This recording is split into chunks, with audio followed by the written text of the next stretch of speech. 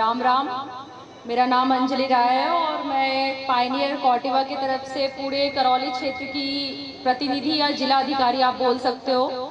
जब राजस्थान में फसल की बात करते हैं तो दो फसल आता है, सरसों और बाजरा। हो सकता है कि यहाँ पे बहुत सारे किसान हैं, जिसमें कुछ चुनिंदा किसानों के गांव में मैं खुद भी गई हूँ मीटिंग में, और शायद कुछ किसान मुझे पर्सनली भी जानते हो। तो यहाँ पर मैं आप लोगों का ज़्यादा वक्त नहीं लूंगी, मुश्किल से 5 से 10 मिनट लूंगी। उस 5 से 10 मिनट में जो भी चीज़ें मुझे बतानी होगी, क्योंकि अभी आने वाला फसल आपका बाजरा ही है। और अगर जहाँ तक मैंने पिछले 2 सालों में राजस्थान में काम किया है, जो समझ में आया है कि पूरे राजस्थान में अगर फसल की बात करें बाजरे और सरसों के अलावे आपके पास कोई विकल्प नहीं है। अगर 5% में बात करोगे तो थोड़ा बहुत गेहूं लगा लेते हो। तो जब हम बाजरे की बात करते हैं तो आपके गांव में या पायनियर कंपनी की बात करते हैं तो हमारे पास बहुत सारे ऐसे भी किसान आते हैं जो बोलते हैं मैडम 86 भी हमने PHI का लगाया था, 86 भी लगाया था, 86 भी लगाया है और अभी 86 भी लगा रहा है। तो इसमें सबसे बड़ा सहयोग जो होता है वो हमारे किसानों का होता है कि किसी भी ब्रांड का पूरे भारतवर्ष में 50 साल से कार्यरत करने में आप लोगों का बहुत बड़ा सहयोग रहा है। तो मैं चाहती हूँ कि पायनियर का आज कार्यरत करते हुए पूरे भारतवर्ष में 50 साल हो चुका है, जिसमें आप लोगों का बहुत बड़ा सहयोग रहा है, क्योंकि बिना किसान के हम लोग नहीं है। तो सबसे पहले तो आप लोग अपने लिए तालियां बजा लो, और आप भी।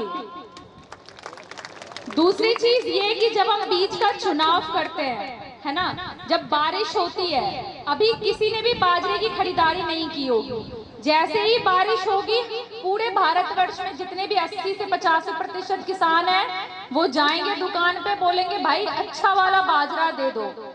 मेरा ये मानना है कि अगर किसान खेती कर रहा है और अपने खेत में खेती कर रहा है, उससे ज्यादा बुद्धिजीवी कोई नहीं है। आज से अगर 10-15 साल पहले की बात करो तो बाजरे का बाजार भाव क्या होता था? 250 रुपए प्रति कुंटल।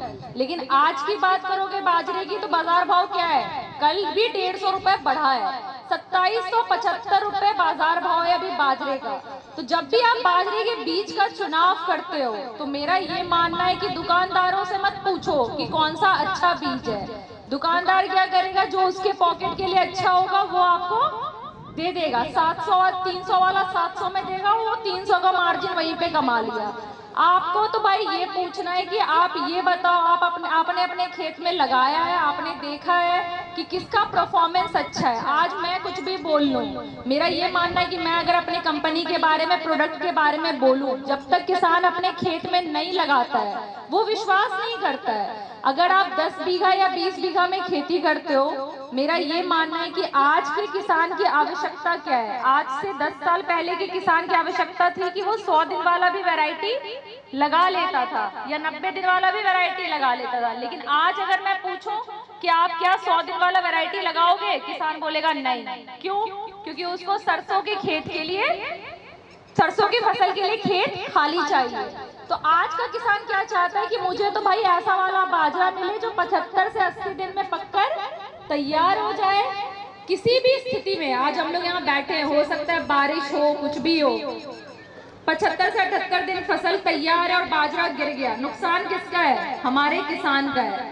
तो आपको ये देखना है कि किसी भी विषम परिस्थिति में क्या वो बाजरे की खड़े रहने की क्षमता अन्य की तुलना में कैसी है। तीसरी चीज, क्या उसका चारा अंत तक हरा है या नहीं है।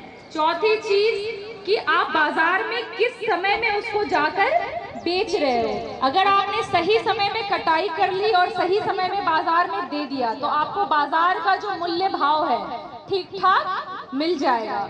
तो पिछले वर्ष अगर मैं बात करूं पूरे राजस्थान में अगर 5000 MT बिक रहा था बाजरा, तो उसमें 3500 से 4000 बाजरा किसका बिका था?